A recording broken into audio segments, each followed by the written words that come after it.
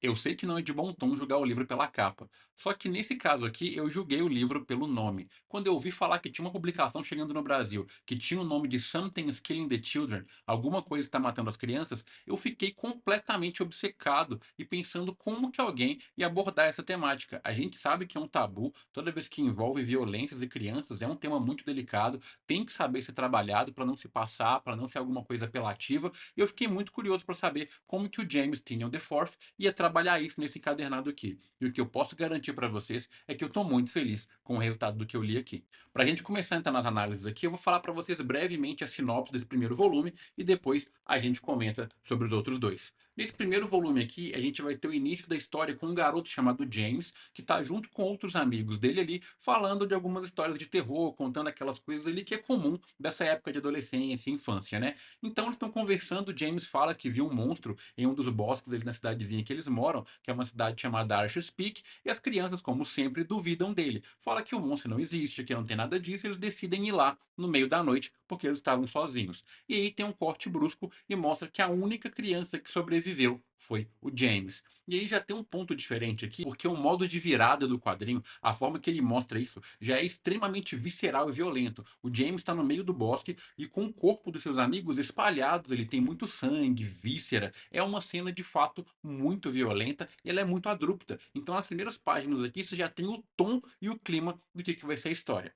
Corta daqui, a gente vai ter o James sendo interrogado pela polícia e a gente vê que ele está sendo um pouco resistente, tem uma questão ali que parece que ele não quer revelar muito do que aconteceu. A gente até começa a pensar que pode ser que ele seja culpado, né, pela forma na qual ele está se expressando, e depois corta para ele sentado sozinho, quando ele é abordado por uma moça loira, com os olhos verdes arregalados, uns olhos muito grandes. Ela é meio misteriosa e o nome dela é Erica Slaughter. Se você está prestando atenção aqui, você vai ver que é a garota que aparece aqui, que é a protagonista da história na qual nós estamos lendo. A Erica Slaughter, ela se apresenta para ele de um jeito bem misterioso e já comentando com ele como se ele não fosse maluco. Tipo, olha, eu sei que você viu alguma coisa, sei que você não quis falar para as pessoas que você viu, eu sei que pode parecer loucura, mas eu acredito em você e eu vim para poder exterminar isso, mas eu preciso que você me conte o que aconteceu. E aí que a gente vai ser apresentado a lore desse mundo, né? Existe uma organização que se chama Ordem de São Jorge, que são pessoas que têm a missão de matar, né, de eliminar criaturas que matam crianças, que são esses monstros aí.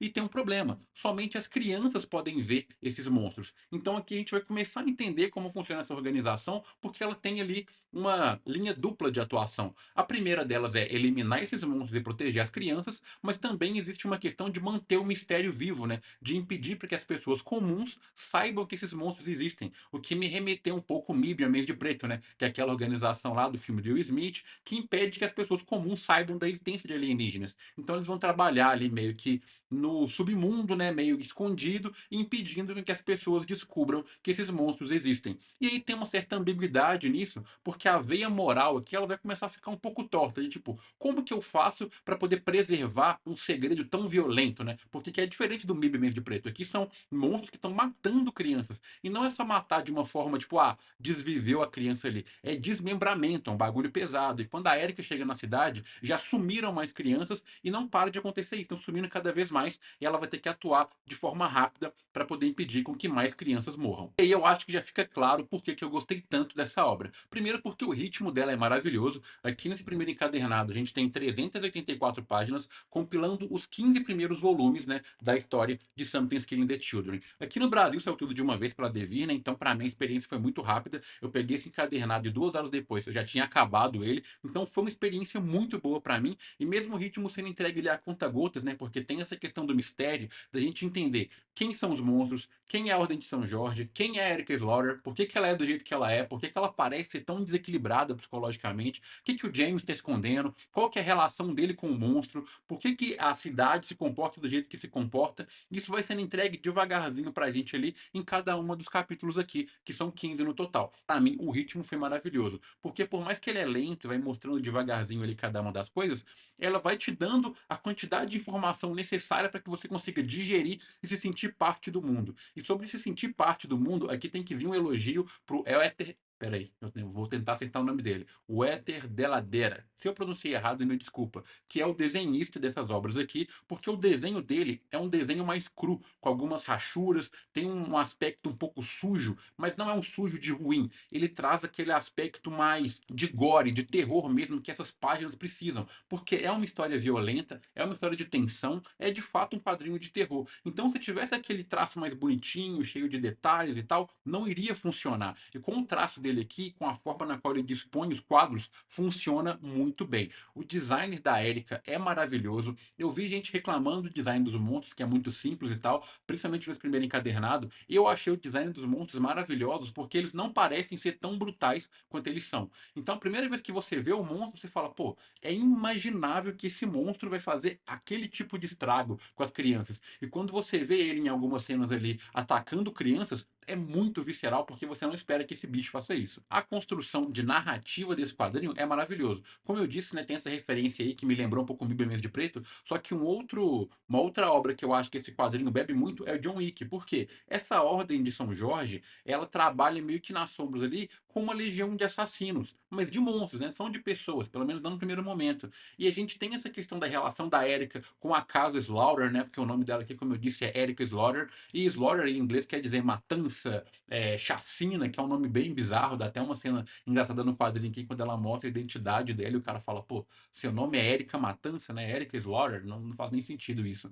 Então, tem essa questão de uma organização secreta, que tem uns assassinos treinados e tal. Ela usa uma bandana, que tem uns dentes na bandana, e aí começa a aparecer pessoas que também usam bandana, mas uma bandana de outra cor. Tem uma bandana anil, tem uma bandana púrpura, tem uma bandana branca, e você fala, pô, então essa organização tem mais coisas acontecendo aqui. E ela vai te introduzindo nesse mundo, nessa lore ali de por trás da Ordem de São Jorge, só que ao mesmo tempo, a Erika tá aqui lutando com o monstro, tentando salvar a criança, em contato com o James, aparece uma outra criança, tem uns outros personagens que aparecem aqui também, que é uma mãe e um irmão que perderam uma filha para os monstros, né? Então, assim, é muito complexo e muito simples ao mesmo tempo, porque ele vai jogando personagem e você pode parecer que vai ficar confuso, mas não vai, porque a forma que a narrativa vai ser entregue aqui é muito fluida, é muito bonita. Então eu não vou entrar em spoilers aqui de como conclui esse primeiro encadernado aqui, mas o que eu posso dizer é que a história aqui ela se fecha. A gente tem toda a treta de Arthur's Peak ali, toda a questão relacionada ao desenvolvimento dos monstros, das famílias e tal, trabalho com o luto, e aqui vai ter um fechamento legal e vai ter um gancho para uma próxima história. Então, se você tá com medo de falar, pô, se eu comprar isso aqui, depois eu vou ter que comprar outras duas para poder saber o final da história, não é necessário. Esse encadernado aqui, ele já vai trazer para você o que você precisa para ter uma excelente história de terror, particularmente uma das melhores que eu li nesse formato de quadrinho, sim, foi essa história aqui. E aí a gente vai caminhar para o próximo encadernado, que só pela capa aqui, ó, já dá pra gente ver que vai ter um tom um pouco diferente. Aqui a gente tem a pequena Erika Slaughter, né, vai mostrar um pouco da infância dela, a mentora dela e o jovem Aaron, que apareceu no primeiro encadernado aqui também. E aqui, nesse segundo volume, a gente vai ter um flashback que vai mostrar como foi o passado da Erika, como que ela entrou para a Ordem de São Jorge, como que ela foi treinada, quem foi a mentora dela, a relação dela com Aaron e por que que ela age da forma que ela age aqui no primeiro encadernado. Eu sei que eu não dei muita informação do primeiro e eu nem quero, porque eu acho que o que eu falei já é o necessário para que você confirme que vai ler a história, para que você se sinta empolgado, mas eu vou ter que abrir algumas coisinhas aqui para poder contar aqui. No primeiro encadernado, a Erika, ela é bem, como é que eu posso dizer?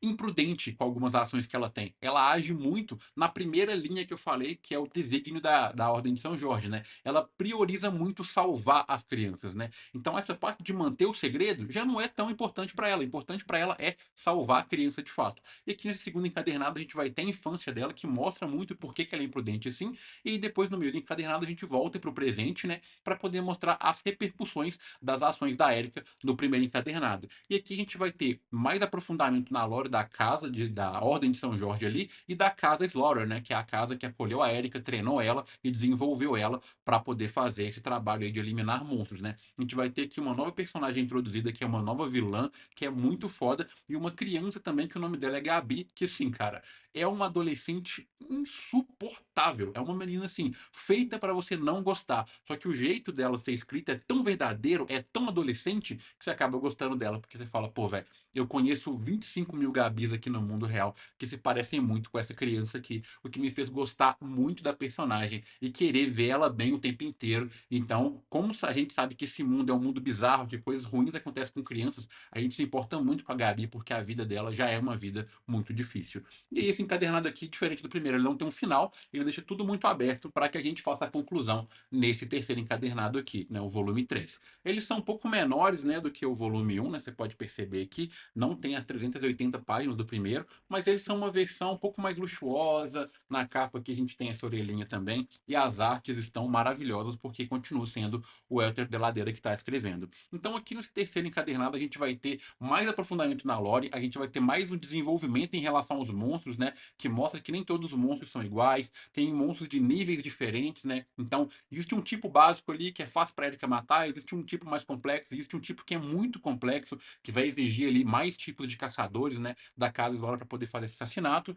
e também uma pessoa que ela é designada para poder resolver as pontas soltas, que é a grande vilã desse terceiro encadernado aqui. Então aqui a gente vai ter uma conclusão do plot que foi aberto lá no primeiro encadernado, relacionado a essa imprudência da Erika, né, em contar as coisas, em deixar vazar o segredo da Ordem de São Jorge ali, de uma forma que eu achei magistral. Então, assim, pra gente poder fechar aqui a análise desse quadrinho, não espere aqui em Something's Killing the Children algo muito inovador. Eles não vão trabalhar com um conceito novo que você nunca viu. Então, aqui é um conceito de bicho-papão, né? Alguma coisa que só as crianças veem, um monstro que mata as crianças, e apesar de ser muito violento, é algo que a gente já viu em It, a coisa, por exemplo. É uma coisa que remete um pouco a Stranger Things, porque essa questão de monstros perseguindo criança e tal. Só que o ponto crucial aqui pra mim são dois. Primeiro, o design dos personagens, né? Como eu já disse aqui, a Erika Slaughter, ela é maravilhosa, o designer dela, a forma que ela se movimenta, ela é muito acrobática, e o jeito que o Welter da Ladeira desenha ela aqui, e o James Tynion desenvolve o raciocínio dela, os pensamentos dela, deixa ela humana de um jeito muito bom. E ela parece uma anti-heroína, mas ao mesmo tempo ela tem uma alma muito bondosa, mesmo fazendo algumas coisas que são questionáveis, isso é maravilhoso. E segundo, é a forma que ele organiza essas coisas que são básicas, tipo, bicho-papão, organização secreta, monstros que atuam no mundo, mas que ninguém sabe. A gente já viu isso em outras histórias. Só que a forma que ele constrói isso aqui, a forma que ele junta isso aqui, é maravilhoso, é magistral, é muito bom. Então fica aqui a minha recomendação, porque é um quadrinho que, por mais que ele não reinvente a roda, provavelmente uma das rodas mais bonitas que você já viu. Vou deixar na descrição aqui o link dos 3 encadernados para você poder comprar. Não se assuste com o preço, porque pode ser um preço um pouco mais elevado, mas se lembre que são compilados maiores, né? São histórias muito grandes, né? Que você vai ter aqui. Então não é aquele quadrinho fininho que a gente está acostumado a pagar R$ 50, que vem ele 5 edições. Aqui vem no mínimo 10 em cada uma. Então no primeiro vem 15, né? E nos outros vem 10. Então vale muito a pena. É um quadrinho muito bom, ganhou o prêmio Eisner aí. E assim, se eu não conseguir te empolgar ainda com o que eu tô falando aqui, então realmente talvez a história não seja para você. Agora, se você tá conseguindo sentir a alegria que eu tô sentindo e ver o tanto que isso aqui foi bom, recomendo fortemente que você compre, porque é de longe uma das melhores leituras que eu fiz esse ano.